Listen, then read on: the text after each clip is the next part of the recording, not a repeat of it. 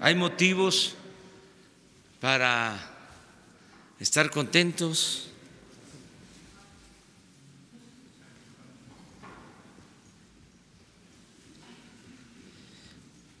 Bueno, pues hoy vamos a dar a conocer a los integrantes de la Guardia Nacional, a la coordinación de la Guardia Nacional y al comandante de la Guardia Nacional. Es muy importante que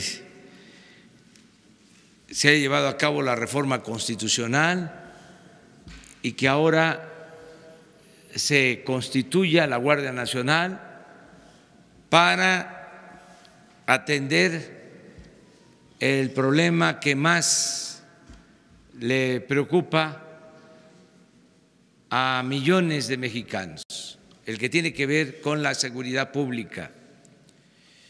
Tenemos el compromiso de garantizar la paz y la tranquilidad en nuestro país, sin guerra, con programas para crear oportunidades de empleos, para que haya bienestar en nuestro pueblo, trabajo, buenos salarios, atención a los jóvenes, que haya rectitud en el gobierno, cero corrupción, cero impunidad, y que en esta nueva atmósfera, en este nuevo ambiente, podamos garantizar la seguridad pública. Le voy a dar la palabra al secretario de Seguridad Pública, Alfonso Durazo, para que él dé una introducción, él nos dé un marco de referencia y luego cada uno de los integrantes de la coordinación de la Guardia Nacional y el futuro comandante también se presente ante ustedes. Entonces le damos la palabra a Alfonso Durazo.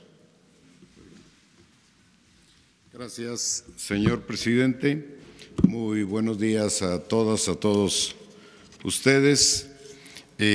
Informarles, el señor presidente ha tomado la decisión ya de integrar la coordinación operativa institucional, que es un órgano intermedio entre el secretario y el comandante de la Guardia Nacional y que tiene la responsabilidad constitucional de asesorarlo en diversos temas, particularmente en la elaboración de la estrategia de seguridad y en la definición de los planes operativos de la Guardia Nacional, entre otras muy relevantes tareas que tendrá esta coordinación operativa institucional.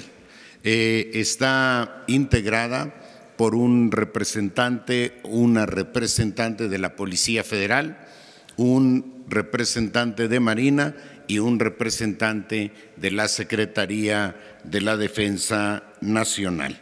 Esta responsabilidad ha recaído en el caso de la representación de Sedena para la integración de la coordinación operativa institucional. Está el general de brigada diplomado de Estado Mayor, Jicotencatl de Azolowa Núñez Márquez.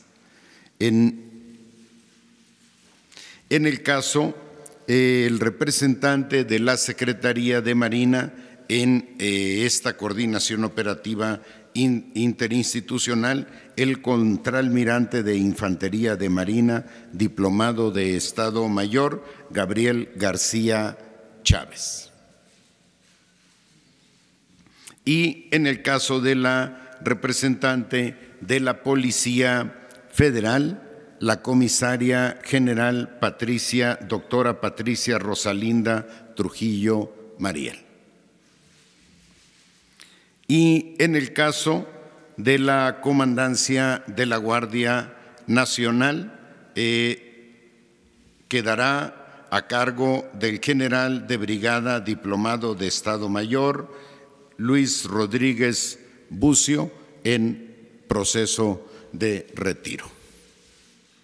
Bien, pues estos son los responsables integrantes o quienes asumirán las tareas de dirección fundamentales para la Guardia Nacional. Dejo en primer lugar en el uso de la palabra para que haga su propia presentación al general de brigada diplomado de Estado Mayor, Xicoténcatl Núñez Márquez. Luego vendrá el contraalmirante de Infantería, Gabriel García, luego la comisaria Patricia Rosalinda Trujillo y finalmente en el uso de la palabra el general de brigada Luis Rodríguez Bucio. Adelante, por favor, mi general.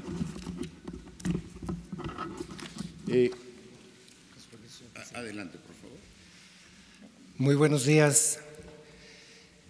Soy el general de brigada, diplomado de Estado Mayor, Xicoténcatl de Azologua Núñez Márquez. Ingresé a las Fuerzas Armadas el 1 de agosto de 1976 en el 19 Batallón de Infantería en Petatlán, Guerrero. Después acudí a mi formación académica en el Heroico Colegio Militar, curso de formación de oficiales del Arma de Infantería, en la Escuela Superior de Guerra, la licenciatura en Administración Militar, y en el Colegio de Defensa Nacional para la maestría en Seguridad y Defensa Nacionales. En mis cargos operativos he ocupado los básicos de comandante de sección, compañía, de batallón, de grupo de morteros, en Guerrero, Michoacán, Chihuahua, y en actividades de Estado Mayor en las zonas militares 11 en Zacatecas, 8ª en Reynosa, la 37 en Santa Lucía y en el Estado Mayor de la Secretaría de la Defensa Nacional, como jefes de la sección 7ª, operaciones contra el narcotráfico, 3ª, operaciones como comandante de la zona militar, 5ª zona militar en Chihuahua, de la 18 zona militar en Pachuca, Hidalgo, y como jefe de Estado Mayor de la 1ª región militar. Actualmente estoy agregado al cuartel general de la 24 zona militar, esperando la conclusión de mi trámite de retiro que inició en noviembre del 2018 y culminará en julio del 2019. Muchas gracias. Muy bien, gracias. Adelante. Soy el contraalmirante de Infantería de Marina, Gabriel García Chávez, actualmente retirado. Ingresé a la Heroica Escuela Naval en el año de 1978, egresando en 1982. Pasé por diferentes cargos de unidades pequeñas. Comandé el Batallón de Infantería de Marina número 11 2 veces, el Batallón de Servicios de la Brigada Anfibia de Infantería de Marina número 1 en Tuxpan, el Batallón de Infantería de Marina número 26 en Huatulco y el Batallón de Infantería de Marina número 14 en San Blas, Nayarit. Mi experiencia en Estado Mayor: fui jefe de la sección 2ª de la 1ª región naval y ahí mismo jefe de la sección 1ª. Jefe de la sección 1ª de la 1ª brigada de la sección 1ª de la 1ª brigada anfibia. Cursos: el curso de la Escuela Naval, curso de mando, diplomado de Estado Mayor con una maestría en Administración Naval, el curso de Seguridad Nacional con una maestría del mismo nombre. Tengo un diplomado en Derechos Humanos, el curso de comandos en la Brigada Anfibia número 1 de Tuxpan, Veracruz. Actualmente estoy retirado y he sido designado para integrarme a la coordinación de la Guardia Nacional. Muchas gracias.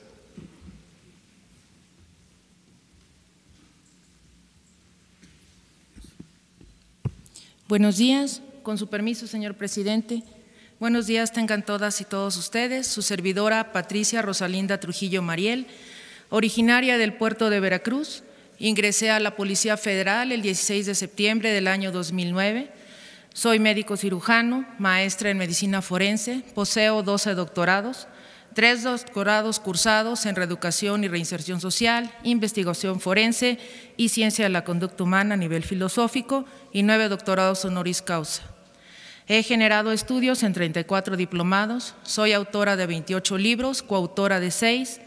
He participado en la realización de planes, programas, proyectos y protocolos de actuación y he desarrollado modelos homologados a nivel nacional que han generado la realización de nuevas competencias, precursora en el área de la certificación y acreditación en el ámbito policial, primera mujer en ser distinguida con el cargo de jefa de división de la División Científica, de la cual soy fundadora, y he realizado asimismo exámenes de promoción de grado, siendo la primera mujer que obtuvo el grado de comisaria general.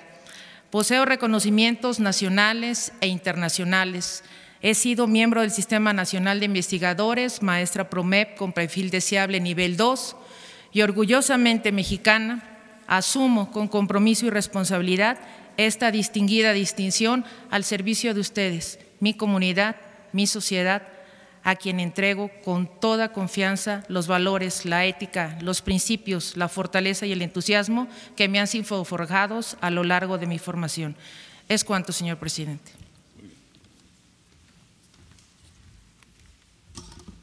Muy buenos días. Sean mis palabras primero para agradecer, señor presidente, la confianza y el honor que me otorga con el cargo de comandante de la Guardia Nacional. Trataré de cumplirlo lo mejor posible gracias a mi experiencia. Mi experiencia está basada en los estudios realizados en el Heroico Colegio Militar como cadete, durante 4 años para egresar como oficial de infantería, posteriormente en la Escuela Superior de Guerra el curso de Estado Mayor y la licenciatura en Administración Militar, en el Colegio de Defensa Nacional, la maestría en Seguridad Nacional y posteriormente en el centro en el CESNAP de la Secretaría de Marina, un doctorado en Seguridad y Defensa Nacionales. En el extranjero tuve la oportunidad de realizar el curso de Estado Mayor en la República Federal de Alemania. Mis experiencias en mando, igual que todos los oficiales del Ejército Mexicano, como oficial, comandante de sección, de compañía, de batallón. Posteriormente ejercí cargos en las zonas militares de Tuxpan, Veracruz, como su jefe de Estado Mayor, en Aguascalientes como jefe de Estado Mayor y en Cancún, Quintana Roo, como comandante de la guarnición militar. En el Estado Mayor de la Secretaría de la Defensa Nacional, un cargo como director del área de investigación sobre narcotráfico y actualmente me desempeñaba como presidente de la Junta, presidente del Consejo de Delegados de la Junta Interamericana de Defensa, que tiene sede en Washington, una organización que se creó en 1942, previo al inicio de la Segunda Guerra Mundial, para preparar de alguna manera lo que se necesitaba en ese tiempo, que era la seguridad colectiva del continente. En el 2006, esta Junta Interamericana de Defensa pasó a integrarse dentro de la Organización de Estados Americanos con funciones de asesoría en los ámbitos de desastres naturales, búsqueda y rescate, medidas de fomento a la confianza y seguridad, elaboración de libros de defensa, entre otros. Es mi último cargo y actualmente estoy también en situación ya de trámite de retiro que debe de concluir en el mes de agosto. un trámite que ya inició el año pasado y está por concluir en el mes de agosto. Muchas gracias. Muy bien. ¿Me permite, presidente, nada más complementar la información a ustedes? Ya adelantó el general Bucio que su proceso de reglamentario de retiro fue iniciado desde diciembre pasado, 6 meses antes de que se cumpla la edad reglamentaria de retiro, deben iniciar este procedimiento administrativo. Así es que es el caso del general Lucio, cuyo proceso de retiro precisamente concluirá el mes de agosto. El general de brigada Núñez Márquez también ha iniciado su proceso de retiro con reglamentario y habrá de concluir el mes de julio próximo. Aprovecho para informar a ustedes que hoy a las 11 de la mañana el consejero jurídico y un servidor tenemos una reunión en la Junta de Coordinación Política del Senado para entregar ahí el paquete de leyes que complementan el diseño legislativo de la Guardia Nacional. Está la ley de la Guardia Nacional, la ley sobre el uso de la fuerza y la ley sobre el registro de detenidos. Estaremos oportunamente informando sobre los contenidos de estas iniciativas. Gracias, señor presidente. Gracias a ustedes. Bueno, pues esta es la información principal que se da a conocer a todos los ciudadanos. Ya hay mando para la Guardia Nacional. La coordinación de este organismo y la comandancia. Como es sabido, se van a unir las corporaciones de 3 instituciones. Se une la Policía Federal, la Policía Naval, la Policía Militar y se constituye con esos elementos la Guardia Nacional. También va a haber necesidad de convocar a nuevos elementos porque se requiere tener presencia en todo el país para garantizar la seguridad pública. En eso estamos. Se espera que pronto ya tengamos 150 coordinaciones de las 266 con las instalaciones necesarias para garantizar la seguridad pública lo más cercano a donde habita la gente, a donde vive la gente, donde viven los mexicanos. En cada coordinación va a haber esta presencia de la Guardia Nacional.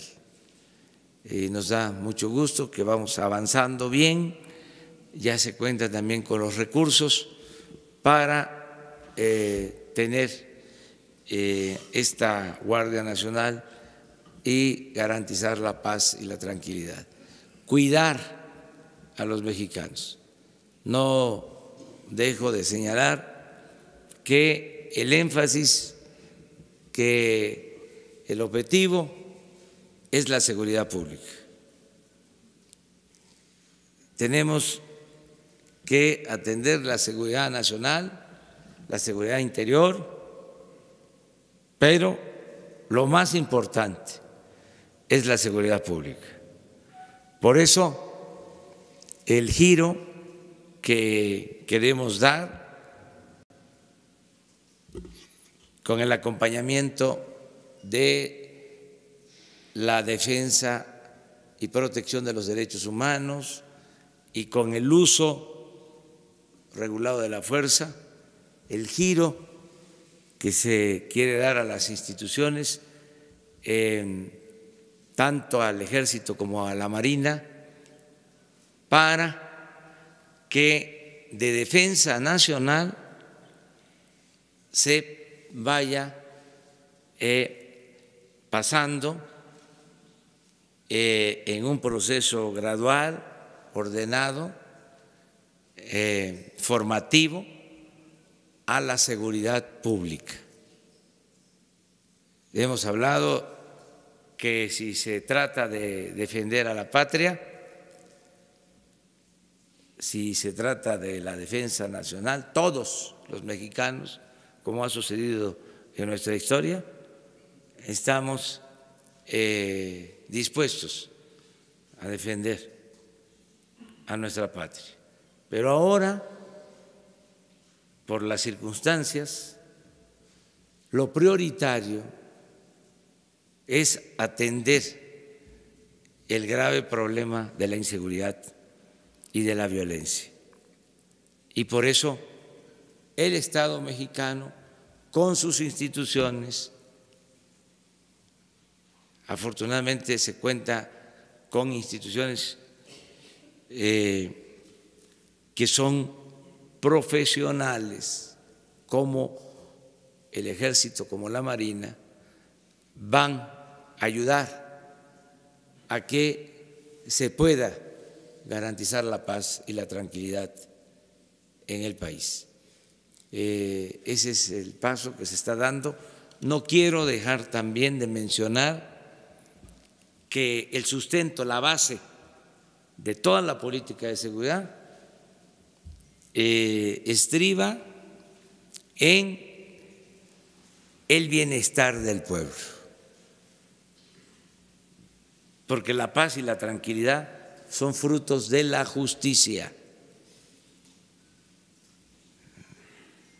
La base, los cimientos para que haya la seguridad es el crecimiento económico, es el empleo, son los salarios bien pagados, la atención a los jóvenes, el derecho a la educación, el derecho a la salud, la felicidad del pueblo. Eso hace la diferencia con la política que se venía imponiendo, así como enajenados pensaban que solo con la fuerza se podía resolver el problema de la inseguridad y de la violencia, cuando lo principal es atender las causas que originan la violencia. ¿Se acuerdan lo que hacían? Que manifestaban que iba a haber mano dura, que no les iba a temblar la mano, hasta aparecían en mensajes de televisión diciendo no nos va a temblar la mano, la ley es la ley, queriendo resolver los problemas solo con medidas coercitivas, con cárceles, con amenazas de mano dura, y al mismo tiempo saqueando al país y dejando al pueblo en condiciones de indefensión, de desamparo, en la pobreza, abandonando a los jóvenes. ¿Cómo se va a resolver el problema de la inseguridad y de la violencia si se le da la espalda a los jóvenes? Hay 16 millones de jóvenes en pobreza en el país. ¿Qué hicieron? ¿Atendieron a los jóvenes? No, solo los etiquetaron llamándoles ninis, que ni estudian ni trabajan. Pues nunca hicieron nada por los jóvenes. Y cuando el joven, en el abandono, sin opciones, sin alternativas, tomaba el camino de las conductas antisociales, los acribillaban, los masacraban. Eso ya no, nunca más.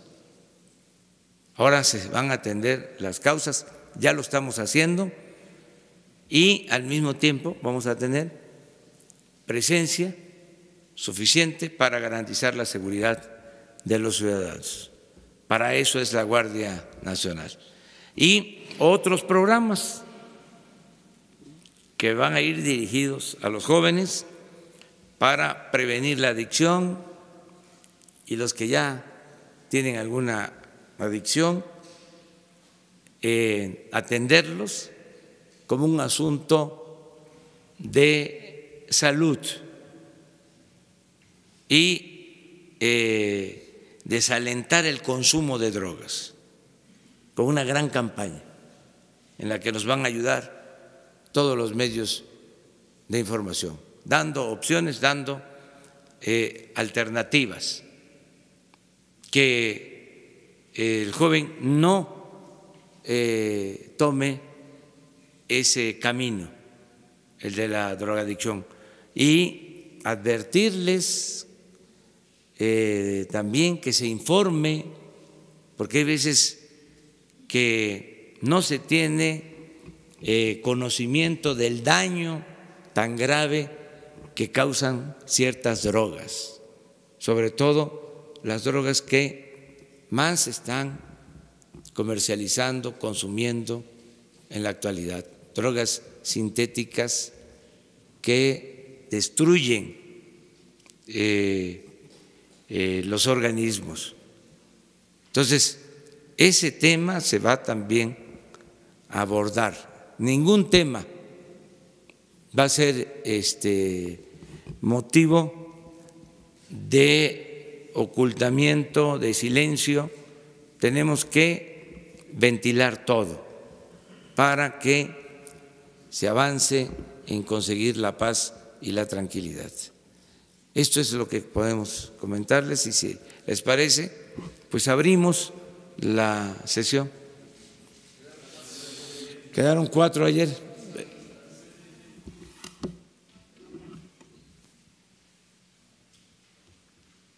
A ver, el primero que quedó de ayer. Adelante.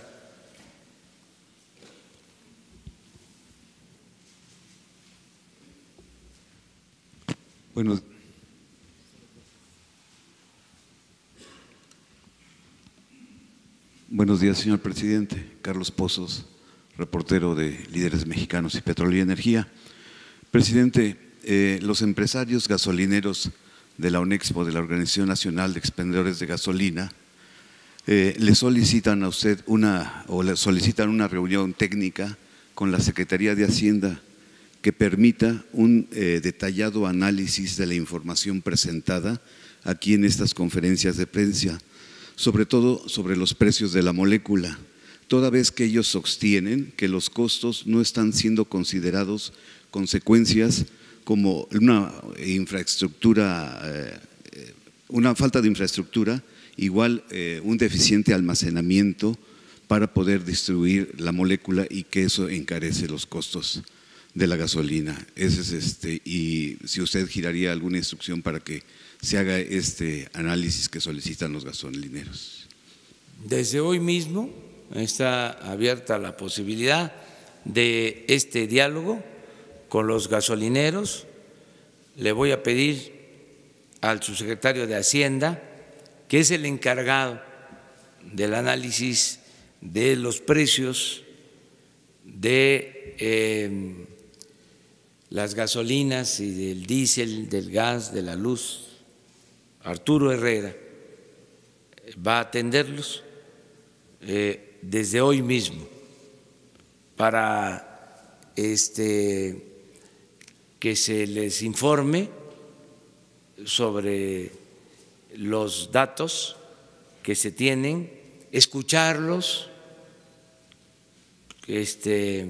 tomar en cuenta sus puntos de vista y que se busque por la vía del diálogo, del entendimiento, un acuerdo. Lo que queremos es que no se afecte a los consumidores de gasolinas, porque hay la decisión de no aumentar el precio en términos reales por parte del gobierno y lo estamos cumpliendo.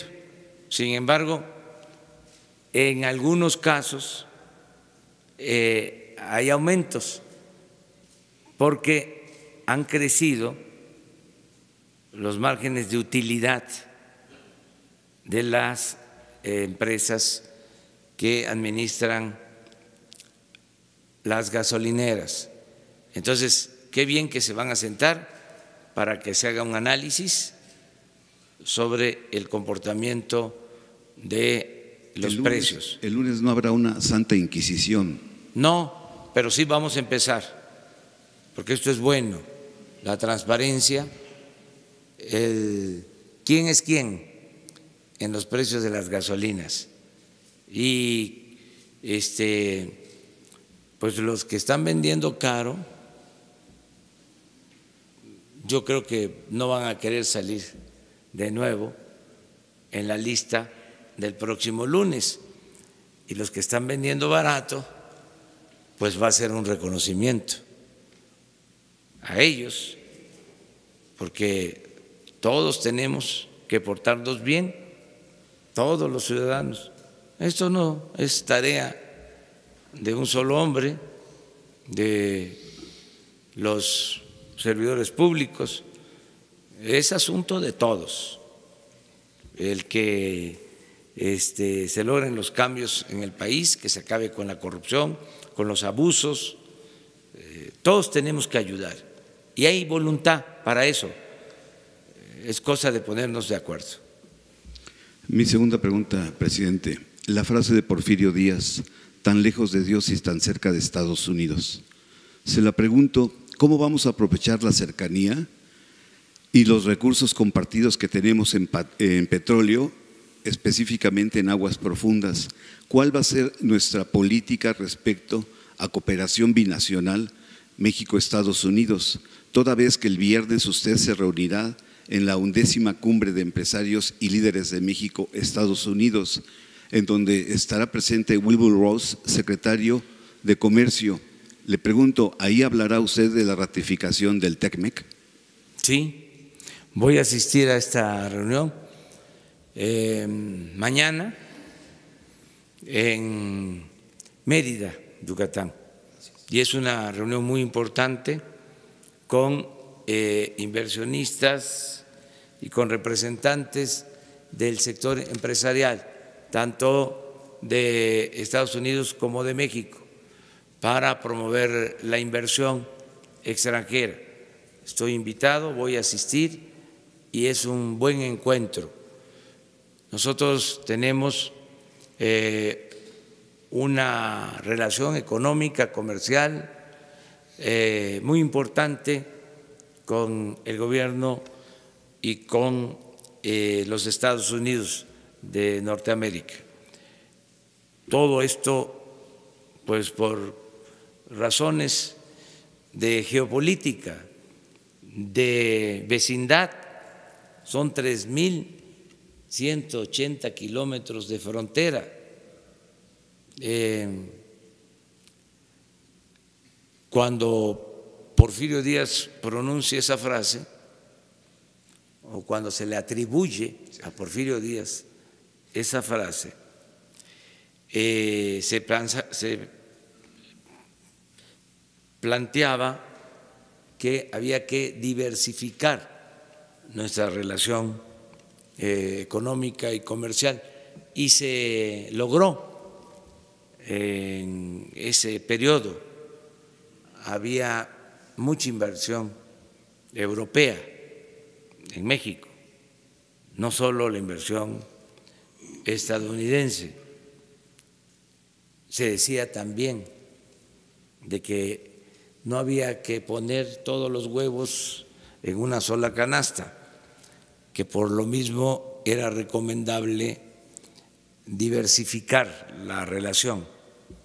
Nosotros, desde luego que buscamos tener relación con todos los países del mundo, pero nos importa mucho mantener buenas relaciones con el gobierno de Estados Unidos. Por eso, nuestra decisión de apoyar el Tratado de Libre Comercio con Estados Unidos y con Canadá. No fuimos un obstáculo cuando se renegoció el tratado. Solo hubo un desacuerdo en el tema energético que afortunadamente se resolvió porque se quería poner todo un capítulo muy extenso sobre el tema energético de manera respetuosa.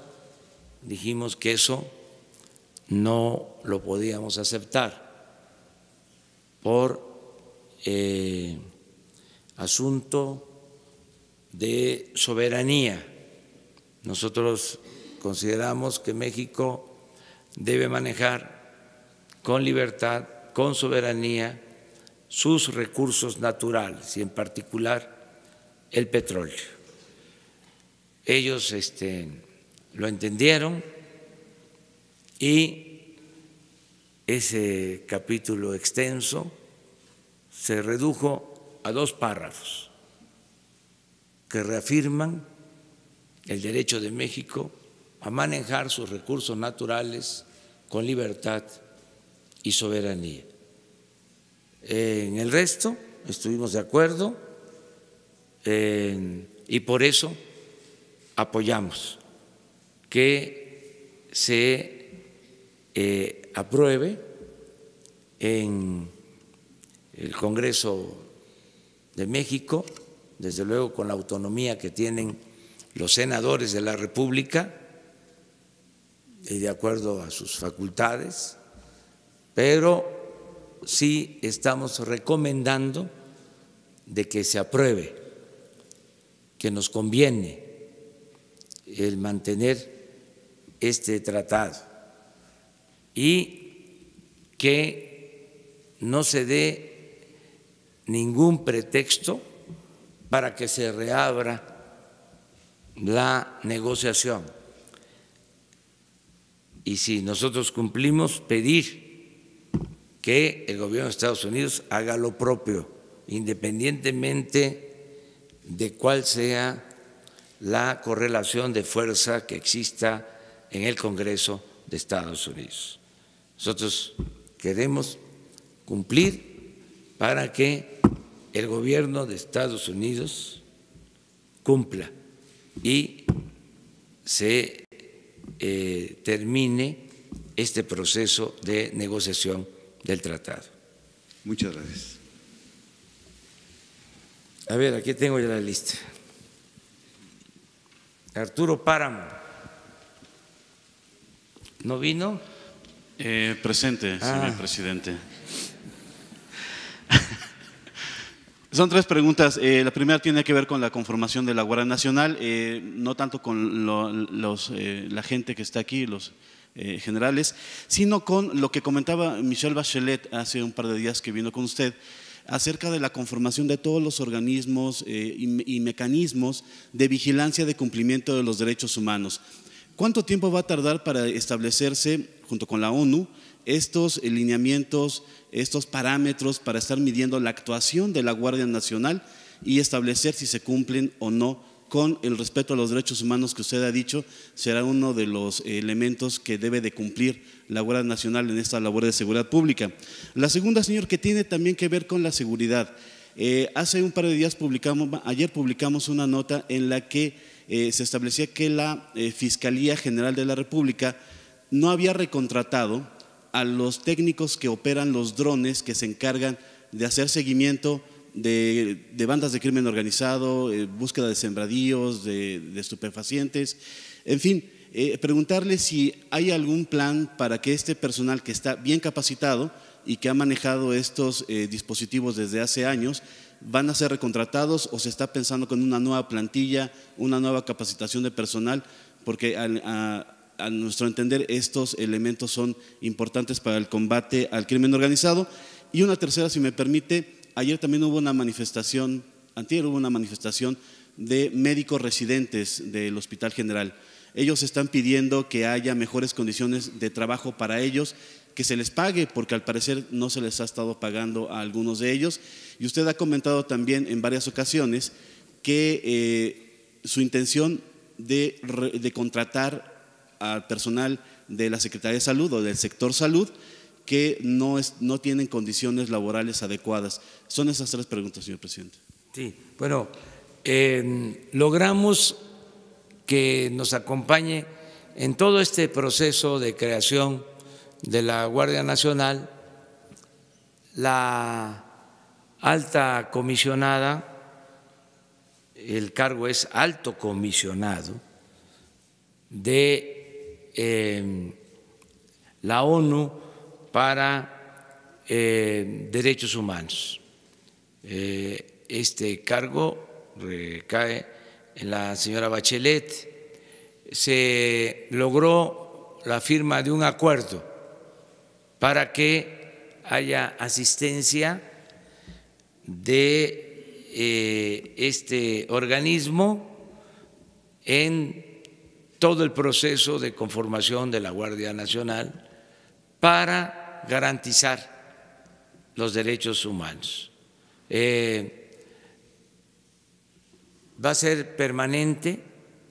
Nosotros hemos definido como política el que se abra el país a la observación de organismos internacionales. A diferencia de lo que pasaba anteriormente, de que no se permitía o había discrepancias o no se daban facilidades a organismos internacionales para observar sobre estos temas, nosotros tenemos las puertas abiertas. Entonces, el tiempo que sea necesario. Estamos acudiendo mucho a la ONU, no solo en lo que tiene que ver con derechos humanos, también en temas de transparencia, en lo que corresponde a compras, a el manejo de licitaciones, de las características de los proveedores. Por ejemplo, ya pronto se va a dar a conocer todo lo relacionado con la venta de los aviones del gobierno y tenemos acompañamiento de la ONU en la venta de los aviones y de los helicópteros del gobierno. Tenemos acompañamiento de la ONU en la compra de medicamentos y así en otros aspectos. Lo segundo… El asunto de los drones. Sí, miren, había también un desbarajuste, un desorden en la contratación de todos estos equipos. Cada dependencia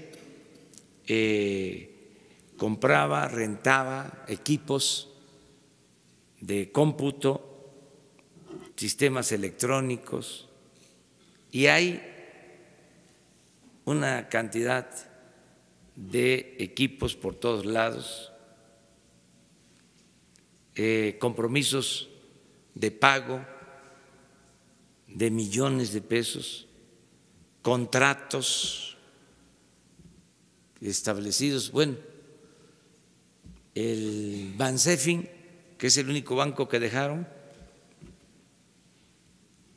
porque todos los demás, como es de dominio público, volaron. Pues el Bansefin rentaba su sistema de cómputo y pagaba un dineral. Y así está en todo el gobierno. Hacían su agosto vendiendo, rentando equipos. Se puso de moda lo de la conectividad.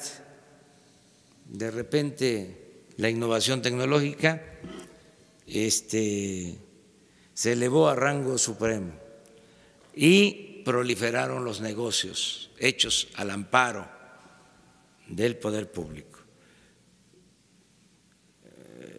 Ustedes van a tener información pronto de la contratación de equipos que se hicieron en Gobernación y en otras dependencias, millonarios contratos. Entonces, todo esto va a salir a la luz porque fue un exceso.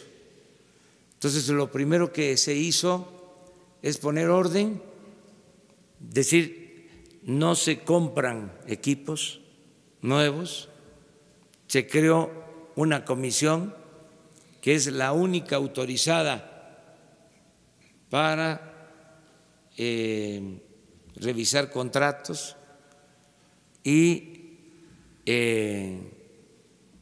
reconocer esos compromisos. Pronto vamos a tener un informe sobre este tema.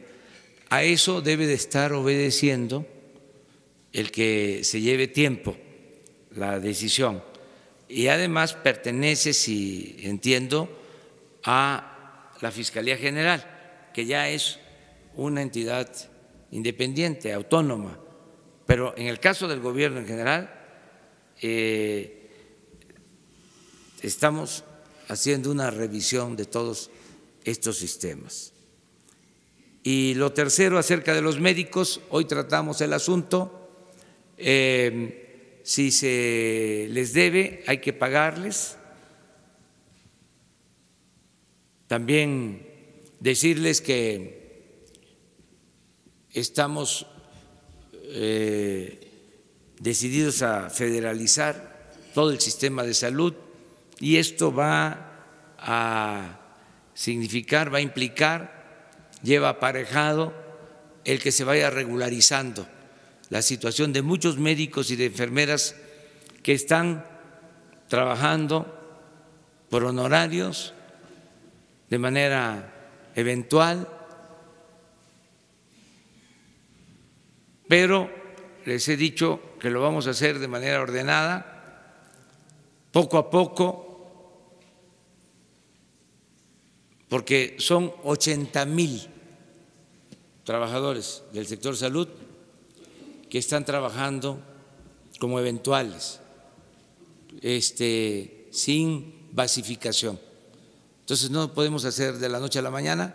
Vamos a empezar con algunos estados, ya se está trabajando en ese propósito y se va a atender la demanda de los médicos para que no se les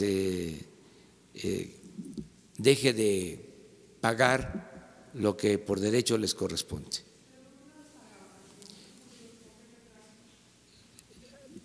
Hubo posiblemente algún error, pero se va a corregir. Nada que tenga que ver con la justicia se va a tolerar nada que tenga que ver con la justicia. O sea, el que tenga razón donde hay justicia es atendido. Y también estamos conscientes que ahora, como ya no hay privilegios para algunos dirigentes, pues aprovechan también el viaje para echarnos la culpa de las cosas, ¿no? Pero están en su derecho, también. Ayer dije de que si no quería el Reforma revelar su fuente, que no había ningún problema, nada, no hay problema. Nada más que, pues lo digo porque creo que la transparencia debe de ser circular. Ni modo que solo una parte tenga que ser transparente, porque no todos.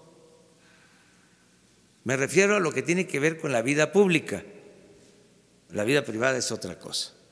Sí, señor. Pero cuando se trata de una carta, ¿no?, al rey que representa al Estado español, pues sería interesante saber si el gobierno español filtró la carta, porque esto tiene una connotación distinta.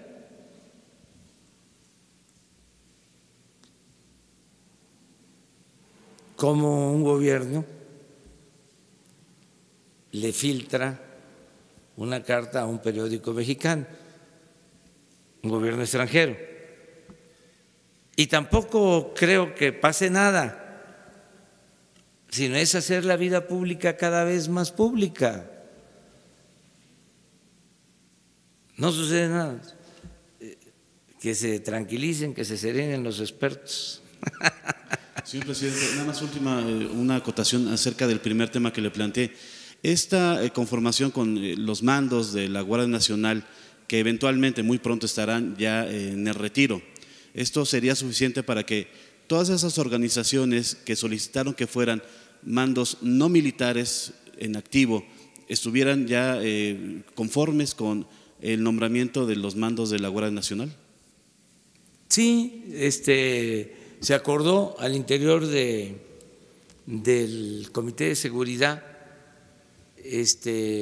escuchar ese punto de vista.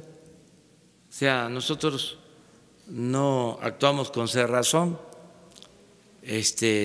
siempre escuchamos, y si es posible y si no afecta lo sustancial, es decir, en este caso, el que opere bien la Guardia Nacional y que sean militares en proceso de retiro, pues se vio de que era posible satisfacer esa petición. No tenemos ninguna intención de aferrarnos, somos tercos en otras cosas. Por ejemplo, somos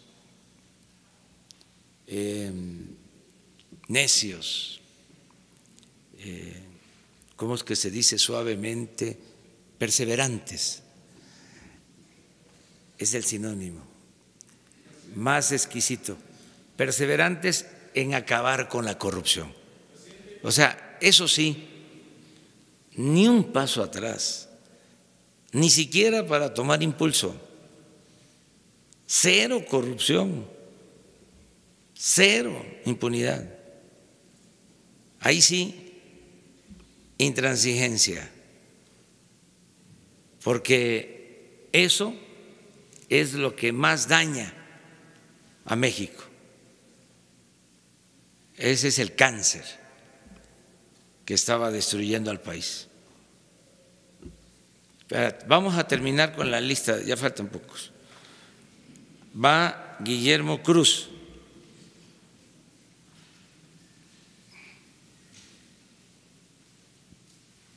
Gracias, buenos días.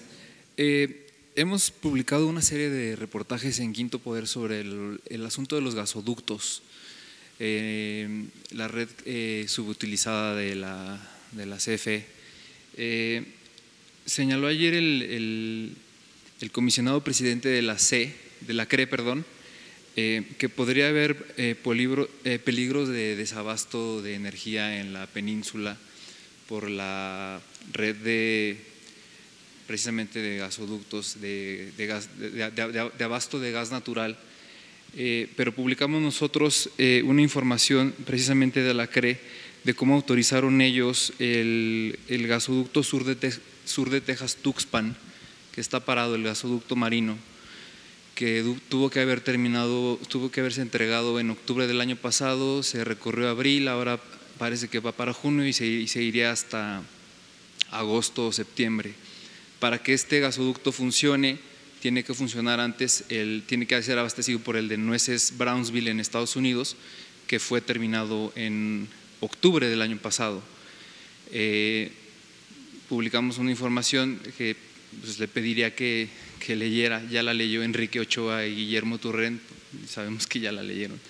Le van a cobrar a la Comisión Federal de Electricidad entre 15 y 20 millones de dólares al mes por costo hundido hasta que esté terminado el gasoducto sur de Texas Tuxpan.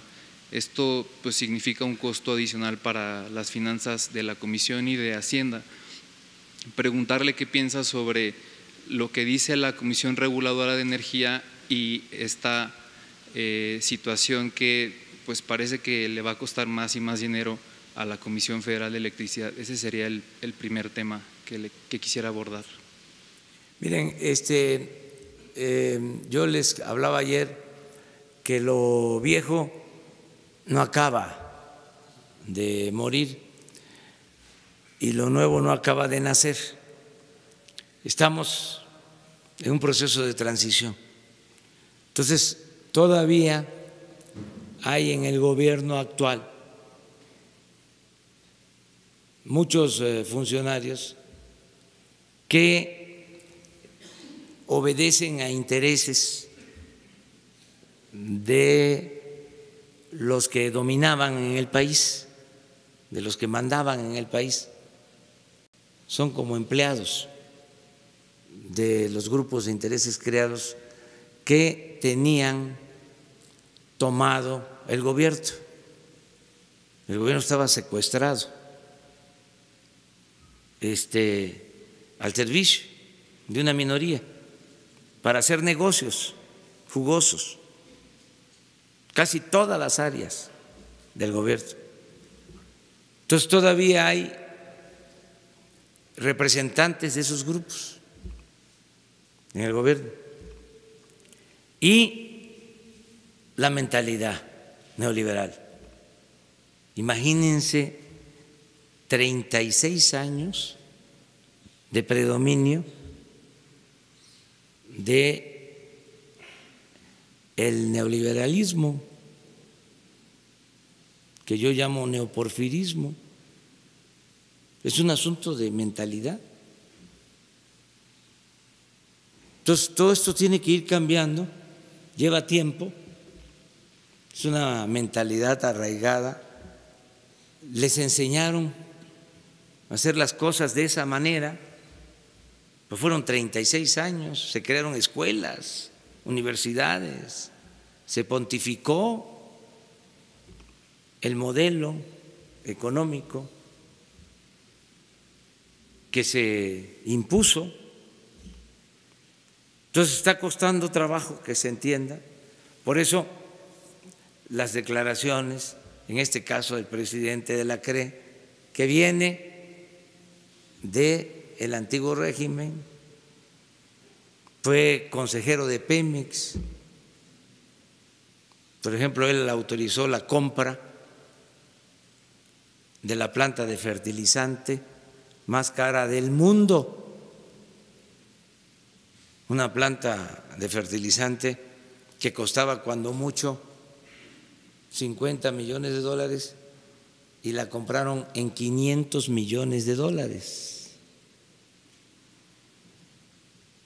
450 millones de dólares de utilidad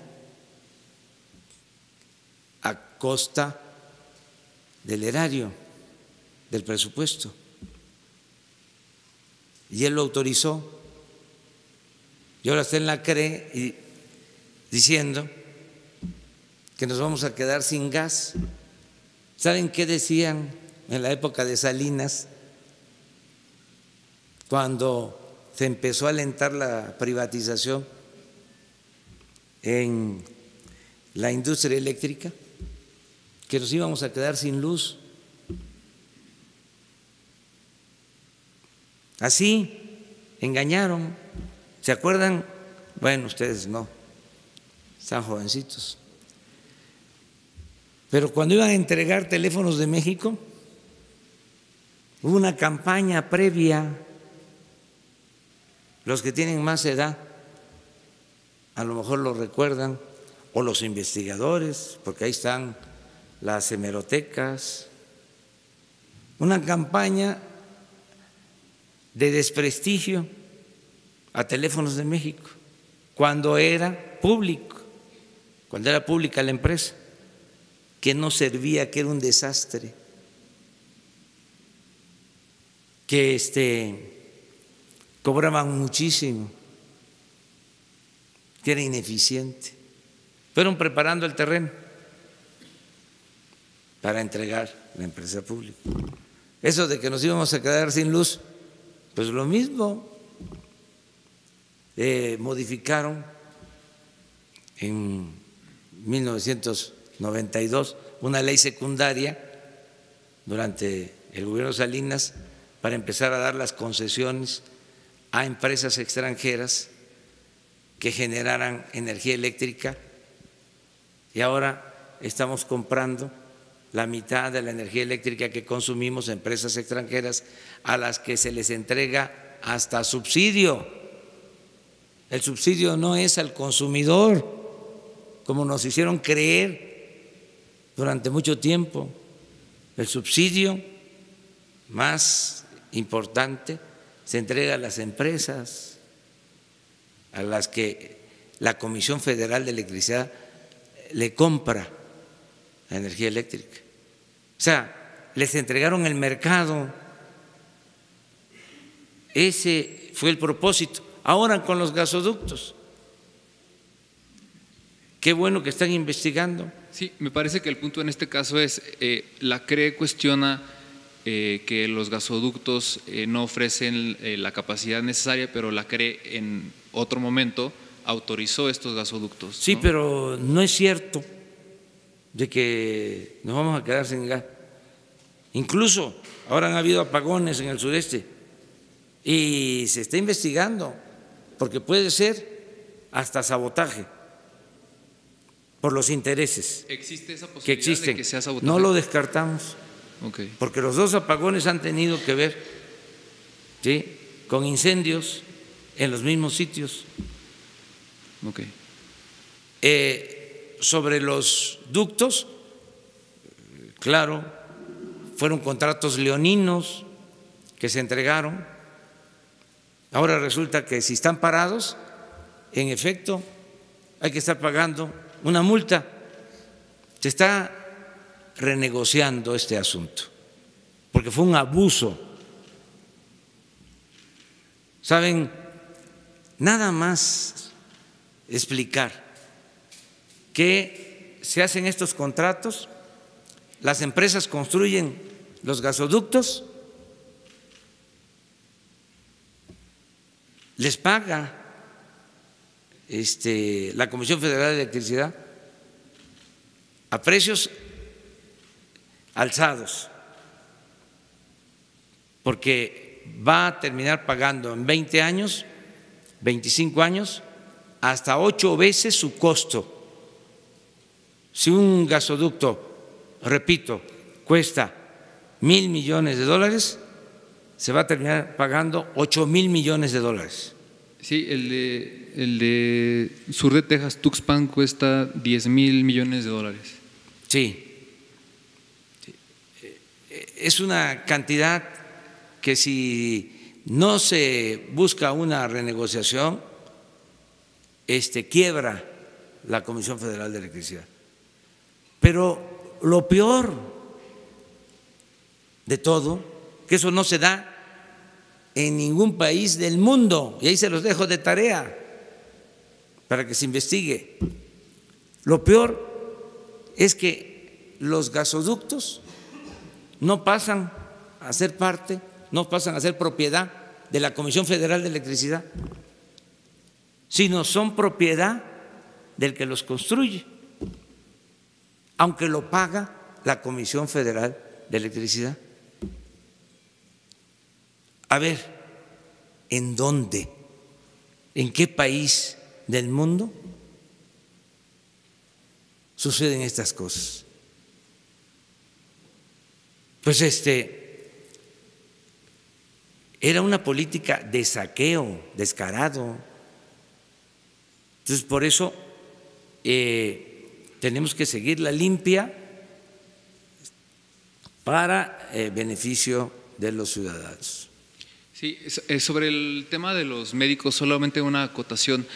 Al margen de que no se les ha pagado los salarios, había una cuestión adicional sobre un bono que se les entrega y que se les había dicho que se les va a retirar, y tiene que ver con una norma que se publicó en noviembre del año pasado, por la cual, digamos, se les considera bajo una figura de becarios, pero en realidad están considerados como funcionarios porque se les descuenta ISR. En este trato, en esta atención que se le va a dar al tema, se resolverá esta figura jurídica para que tengan certeza ellos, digamos, al quedar ya, digamos, como trabajadores del Estado. Todo lo que sea legal. Porque no tiene que ver solamente con el salario, sino también con que, es decir, cuando se les haga su próximo pago de nómina, se les va a quitar un dinero que ya habían recibido y que les corresponde por ley, ¿no? Entonces, cuando termina el sexenio anterior, se les dice, ok, trabajas como becario, pero te cobro impuestos como si fueras en realidad un trabajador, ¿no? Esa es una de las partes del problema y que está contenida en una norma en Hacienda, ¿no? Ese es uno de sus reclamos. Pues que se revise, y si es justo y es legal, aunque lo hayan hecho de la administración anterior, pues se tiene que respetar. Es una norma que, si no me equivoco, fue publicada el 5 de noviembre de 2018. Sí. Así hay muchas cosas, que antes de irse se les hizo fácil comprometer recursos, pero si ya está el acuerdo y es un asunto de justicia, se debe de cumplir. Y la última, si me lo permite, usted comentó el lunes sobre el trabajo en conjunto que hace con el gobierno de Guanajuato por el asunto de el combate a la inseguridad. Ellos están, y aprovechando también el nombramiento del titular de la Guardia Nacional, anunciaron la utilización de vehículos decomisados a delincuentes que serán empleados para ser utilizados como patrullas. Entonces, en lugar de gastar en la compra de vehículos como patrullas, los mismos autos que utilizaban los delincuentes serán utilizados para combatir a los criminales. Eso en un primer sentido, ¿qué opina usted de eso? Si es una facultad de ellos, del gobierno estatal, son libres, porque es un gobierno independiente, soberano. Nosotros no vamos a hacer eso. Okay. O sea, la Guardia Nacional va a tener sus propios vehículos. Vamos a procurar, eso sí, qué vehículos, qué uniformes, que incluso el armamento permitido, todo se haga en las fábricas de la Secretaría de la Defensa. Y en el sentido de la Guardia Nacional, ¿hay un plan específico para Guanajuato, que es el estado con mayores índices de criminalidad? Sí, desde luego. Todos los estados están incluidos. Bueno, no falta nada más Marco Antonio Olvera. Buenos días, presidente. Marco Antonio Olvera, corresponsal de Radio Latino, California. Usted ha dicho en repetidas ocasiones que no cesará en combatir a la corrupción. En Manzanillo, Colima, hay un capitán de nombre Héctor Mora, que es encargado de la API, y ha sido acusado en el 2013 y el 2006 de desvíos millonarios. Y actualmente no ha hecho su declaración patrimonial de 3 empresas que tiene como dueño. ¿Qué va a hacer con esos funcionarios, presidente? Porque tal parece que esos funcionarios, como usted dice, se han convertido en elementos del viejo caballo de Troya de la mítica Grecia, y hoy en el elefante reumático del siglo XXI en su gobierno y en México. ¿Qué va a hacer con esos funcionarios? ¿Los va a retirar? ¿Los va a investigar? Porque esos son los que están haciendo que su gobierno no avance y que se quede estático. Se van a retirar todos esos funcionarios. Ya. Y en especial de este capitán. Tenemos muy malos reportes de la aduana de Manzanillo. Se va a limpiar por completo la aduana de Manzanillo. Y de una vez aprovecho para decirles que vamos a limpiar de corrupción las aduanas. Entra un plan con ese propósito. No tenemos por qué ocultarlo. Ya se acabó el negocio y el contubernio en aduanas. En el caso de Manzanillo se va a limpiar por completo la aduana. Se llegó al extremo en Manzanillo, claro, para que vean que sí estamos informados. Ya no hay CISEN y tenemos mucha información. Con el CISEN no había información, porque nada más andaban espiando a opositores. Ahora tenemos información de lo que nos interesa. Bueno, y fue una comisión a la aduana de Manzanillo del más alto nivel. Y ahí, estando la comisión del más alto nivel, se enteraron de actos de corrupción. Entonces, nos informaron y ya se está procediendo. Pero no solo es ese caso. Hay de una vez les digo a los corruptos que presenten sus renuncias, porque así a lo mejor ni se va a enterar la gente. Si se aferran pensando que se van a colar, no lo van a lograr. Y cuidando los procedimientos legales y no afectando la dignidad, a veces van a ser expuestos, lampareados. No tiene caso. Ya se acabó la corrupción. Toc, toc, toc, toc. Hay que tocarle la puerta. Ya se acabó la corrupción y la impunidad. Y una pregunta para el secretario general Sandoval, si me lo permite, por favor.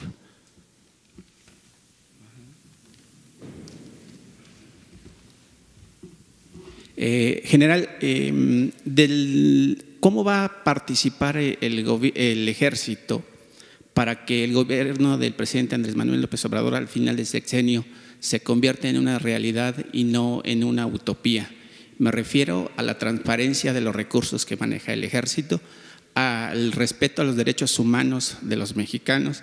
¿Y qué me puede decir de los reportes que el Ejército no ha querido dar sobre los encuentros que ha tenido con bandas delincuenciales del 2006 al 2012?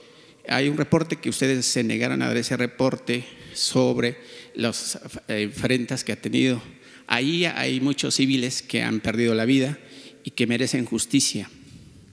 ¿Qué me puede decir, por favor? Bien, sobre los reportes que nos han solicitado, nos han pedido la información de cuántos civiles han fallecido, o cuántos civiles hay heridos, o cuántos civiles hay detenidos. Nosotros en nuestra función, en nuestra actividad que realizamos, cuando hay una agresión, cuando hay detenciones, se ponen a disposición de las autoridades correspondientes. Muchos de estos, hay gente que queda herida, que ha fallecido. Quien hace o quien conjunta la información no somos nosotros, es otra autoridad, la autoridad ministerial.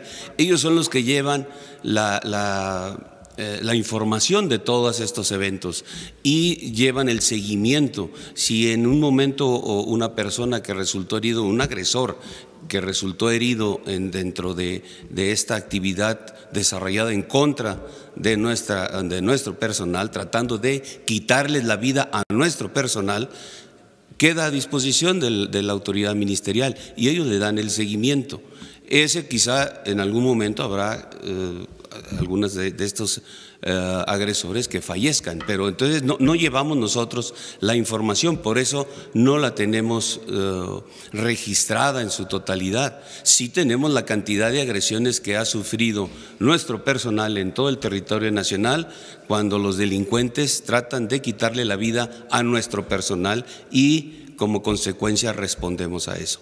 Pero el seguimiento de los heridos, de los que están detenidos, de si salieron o no de las prisiones, eso no lo llevamos, no la tenemos, no somos la autoridad responsable de esta situación. En cuanto a los derechos humanos, ya se ha mencionado, es una política que ya nos dio el señor presidente. En esta creación de la Guardia Nacional vamos a tener una gran tarea en la conformación de esta y en la capacitación de mayor o más puntualizada en derechos humanos y en el uso de la fuerza. Nuestro personal que va a pasar a esta estructura ya se le está dando de hecho una capacitación todavía mayor, derechos humanos, uso de la fuerza y en lo que es la actividad policial. No nos esperamos a que estuviera ya la instrucción del señor presidente, fue empezar a la capacitación de todo el personal militar, el personal de la policía militar que iba a formar parte de esta estructura para que fuéramos avanzando, y es lo que hemos hecho desde que nos dio la instrucción en diciembre. Entonces, este personal militar de la policía está capacitándose en eso, porque esa es la instrucción, darle mayor relevancia al respeto a los derechos humanos, la mayor capacitación posible. Hemos estado también buscando los apoyos de diferentes organizaciones. Tenemos la Universidad de la Seguridad en Nuevo León, que nos está apoyando en el ámbito policial. Tenemos también la Comisión Nacional de Derechos Humanos, también está participando en la capacitación de nuestro personal, inclusive todo el tiempo ha participado. Tenemos convenios con la comisión para poder desarrollar todos los programas de capacitación de derechos humanos. Tenemos con el CICR de la Cruz Roja, también nos apoya en el ámbito de la capacitación de esta naturaleza. Entonces hemos estado cubriendo esta parte. Y el tema económico, que obviamente el presidente dice que debe de haber una austeridad, y yo no sé si el ejército pase por esa regla, que también debe de ser austeros.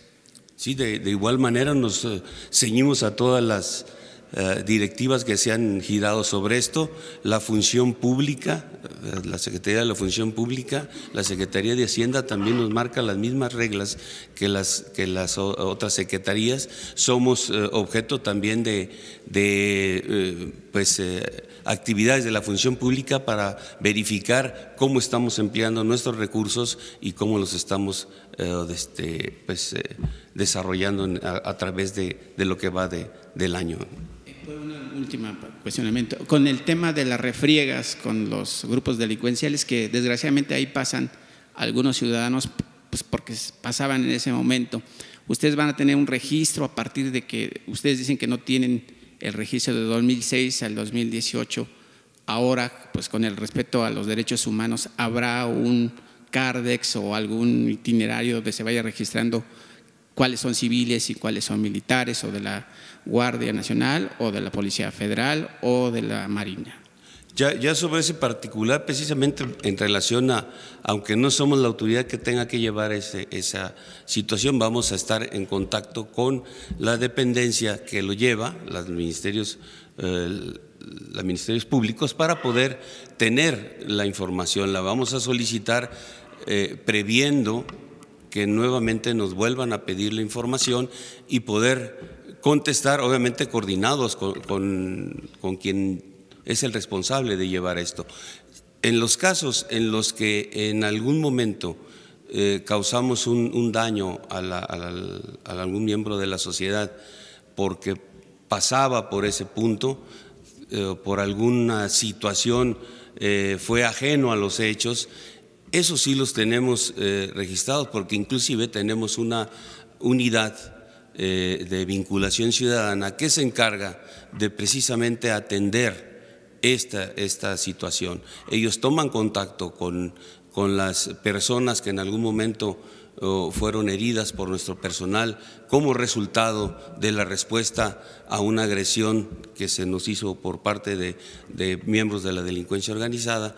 Ellos entran en contacto con estas personas y se encargan de ayudarles al proceso, ya sea de resarcir el daño por parte de nuestra secretaría, o también en algún momento entrar en contacto con la unidad de atención a víctimas y se encargan de acompañarlos en el proceso para que puedan resarcírseles el daño. Estoy orgulloso de ustedes, ¿eh? Qué buen nivel de las preguntas. Nada más que no nos podemos pasar aquí todo el día, porque tenemos trabajo. A ver, nada más ella. Buenos días, señor presidente. Isabel Arvide, ¿cómo le va? Bien. Se espantan ahora cuando usted habla de que se transparente la fuente de información de Reforma, porque no conocieron la censura, señor. La última vez que a mí me preguntaron sobre mi fuente de información, me tuvieron 7 horas encerrada en la oficina del jefe de prensa del presidente Miguel de la Madrid, ¿no? Entonces, la costumbre de los presidentes era mandarnos a la cárcel. Yo fui 2 veces a la cárcel, quitarnos la casa, me quitaron mi casa. Es otro tipo la relación que tenía la prensa con el poder presidencial, no preguntar. Pero yo quería decirle, señor, que los periodistas fifí, como usted les ha llamado, siguen ganando miles de pesos, señor. Ganan 5 veces lo que usted gana. El columnista fifí que menos gana mucho más que usted gana. Y los gobernadores siguen repartiendo dinero, señor. Ahí está el de Campeche con Carlos Velázquez, repartiendo todo el dinero del mundo a los mismos. Ahí está también con nuestro no amigo Carlos Salomón Tabasqueño, el de Guerrero, repartiendo dinero. Y yo pregunto, señor, los que somos honestos, los que no cobramos un centavo el sexenio pasado, ¿dónde está la justicia? ¿Dónde están oportunidades de trabajo? Que por cierto estuve hoy a las 5:30 de la mañana, hoy estuve, no me dejaron pasar. Pero ¿dónde hay oportunidades de trabajo? Quienes hacemos talacha, quienes hacemos libros, cursos, todo lo que se puede hacer para llevar pan a la mesa. Tenemos 4 meses, señor, que los jefes de prensa o quien exista en este país no tienen un espacio para el trabajo, y en cambio el dinero sucio sigue circulando con los mismos de antes. Muy bien, pues este es un tema importante, Isabel, y felicidades por estar aquí con nosotros. Vamos a pedirle a Jesús Ramírez para que te ponga en comunicación con Francisco Garduño, que es lo que me plantea, pero no es un asunto personal, es algo que tiene que ver con el trabajo de los periodistas. O sea, hay que buscar la forma, es decir, ya no como se le llama coloquialmente al soborno, ya no al chayote,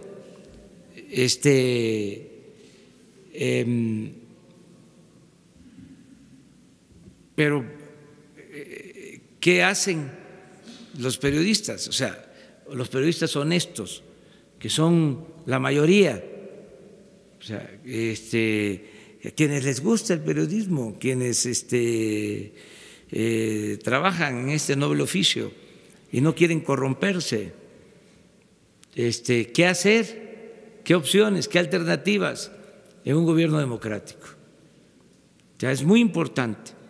O sea, cómo sin cooptarlos se apoya, garantizando la libertad. Un salario mínimo profesional, atender esto, si ustedes tienen mucho médico, señor. Servicio médico, nadie. Eso sí lo podemos nosotros. Para el retiro. Yo tengo 43 años, señor, 43 años y nunca he dejado de escribir. Y nunca en ningún periódico, y he trabajado en los principales, me pagaron seguro social. Sí. Y en provincia es todavía peor, ¿no? Entonces, le llevo un año y no hay cómo retirarse. Vamos a presentar algo, vamos a tratar el tema. O sea, vamos a buscar opciones, alternativas. Fíjense, ahora viene lo del aniversario de la libertad de prensa. Me están invitando para los premios de periodismo. Estaba yo pensando, esto puede ser una opción, puede ser una alternativa, siendo muy respetuosos. O sea, si lo que necesitamos, la verdad, es pensamiento crítico, no vasallos. ¿Cuál era la consigna de antes? Obedecer y callar. No queremos eso. Buscar la forma de apoyar. Por tantos periodistas, ¿sí?, héroes que han habido, ¿no? Me dio mucho gusto ayer, por ejemplo, estaban los bisnietos de los Flores Magón. No recuerdo ahora, hay un periodista extraordinario, olvidado, famosísimo, Paulino, me voy a acordar su apellido, que fue de los precursores del movimiento revolucionario. Qué bárbaro. Es que ya se me patina un poco. No puedo olvidar su nombre porque es una gente que yo admiro mucho, lo estudié cuando hice el libro de Catarino Garza, porque se tuvo que ir, como los Flores Magón, a Laredo, al exilio, y allá hizo periodismo. Luego, después de años de luchar contra la dictadura, de salvarse de milagro, triunfa la revolución. Él representa a los zapatistas en la Convención de Aguascalientes y regresa, creo que en el 14, en el 15, y lo asesinan. Y ahora una nieta de él me pide que yo vaya a la casa donde vivió a poner una placa, porque es un héroe anónimo, o sea, un periodista, Paulino Martínez. Paulino Martínez, qué bueno que lo estamos recordando. Paulino Martínez. Y hay otro periodista que mataron en Laredo, un médico, también Martínez, nada más que él era de Tamaulipas, de San Carlos, Tamaulipas. Ahora que fui unas tantas veces a San Carlos, Tamaulipas, me dio mucho gusto porque la calle principal lleva su nombre, pero nadie sabe quién era el doctor Martínez, que también se me olvida su nombre. Tenía un periódico que se llamaba El Mundo, también combatiendo a Porfirio Díaz. Entonces, el periodismo siempre ha jugado un papel fundamental, todo el tiempo. Es como los artistas, ¿por qué se pintan los muros de Palacio Nacional? ¿Por qué los pinta Rivera y otros? Porque triunfa la revolución, está Vasconcelos, ¿sí? Es un momento de esplendor del arte mexicano. Bueno, esa es una cuarta transformación. ¿Por qué va a ser un momento de decadencia del periodismo? No, al contrario, ¿sí? Hay que buscar la manera de apoyar en todo lo que podamos. Nos tenemos que ir.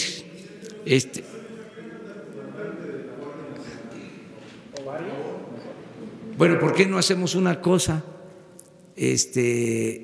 ¿Por qué no? Hoy ya está muy saturado todo, pero que Jesús organice con el comandante de la Guardia y con los 3 miembros que son extraordinarios, los 3 miembros de la coordinación, un encuentro con ustedes, si les parece. De los mexicanos que radicamos en Estados Unidos. ¿Para qué? Mexicanos que radicamos en Estados Unidos. ¿Sobre este tema? No, sobre lo que nos hacen allá los consulados. Bueno, sí, pero eso vamos a seguir. Mañana estamos aquí. Mañana yo estoy aquí también, pero me refiero a lo de la Guardia. Podría ser.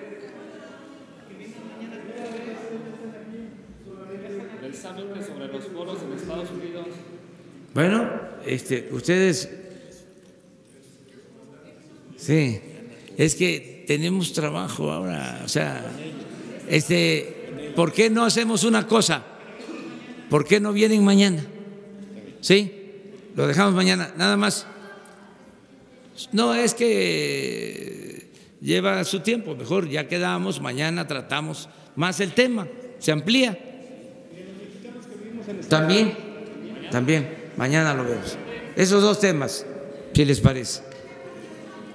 ¿Mande? Mi agenda. Tengo asuntos que tratar, reuniones con el secretario de Educación, con el coordinador de Presidencia. Ahora no, pero estoy dispuesto a reunirme si se llega a un acuerdo.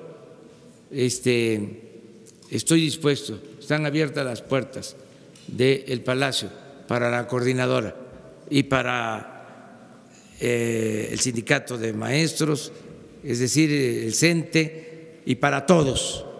Diálogo, diálogo, diálogo y más diálogo. Muchas gracias.